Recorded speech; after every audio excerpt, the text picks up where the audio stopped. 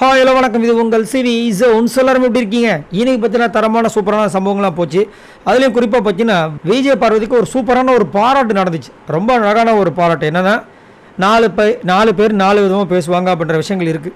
அந்த 4 பேர் நீங்கள் தான் சொல்லிட்டு விஜய் பார்வதி ஒரு விஷயத்தில் சொல்லியிருப்பாங்க இந்த போன வாரம் திங்கக்கிழமை. ஆனால் நம்மளுக்கு அது தேவையில்லை. என்னென்னா நம்மளை சுற்றி இருக்கவங்க நிறைய பேர் நம்மளை வந்துட்டு ஏதாவது ஒன்று சொல்லிட்டு தான் இருப்பாங்க. அந்த 4 பேர் யாருன்னு எண்ணி பார்த்தோன்னா யாருமே இருக்க போகிறதில்ல.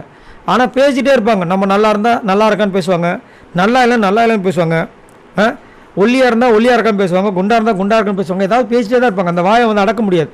ஸோ அதுக்கு ஒரு சிறந்த உதாரணமாக வந்துட்டு இந்த உள்ளே வந்த 4 பேர் வந்து பேசியிருப்பாங்க. அப்போ வந்து விஜய் பார்வதி செம்மையாக ஒரு மாசான ஒரு நோஸ் கட் கொடுத்துருப்பாங்க.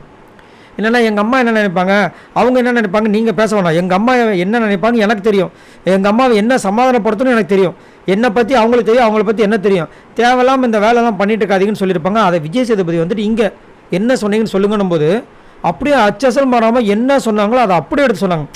இந்த மைண்ட் தான் எனக்கு வந்து விஜய் பார்வதியில் பிடிச்ச விஷயமே. அப்படியே அடித்து பளிர்னு வச்சாங்க. செமையாக இருந்தது. ஸோ எங்கள் அம்மாவை பற்றி என்ன நினைப்பாங்க, உங்கள் அம்மாவில் என்ன நினைப்பாங்க இங்கே ஷோ பார்க்கும்போது அப்படின்னு சொன்னாங்க சார்.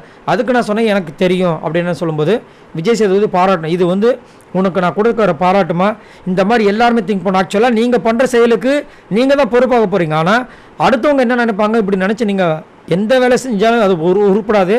அதேமாதிரி இந்த கேம்லேயும் வந்து இது செல்லுபடி ஆகாது அப்படின்ற மாதிரி பக்கத்தில் திவ்யா உட்காந்துட்டு இருக்கும்போது சொன்னார்.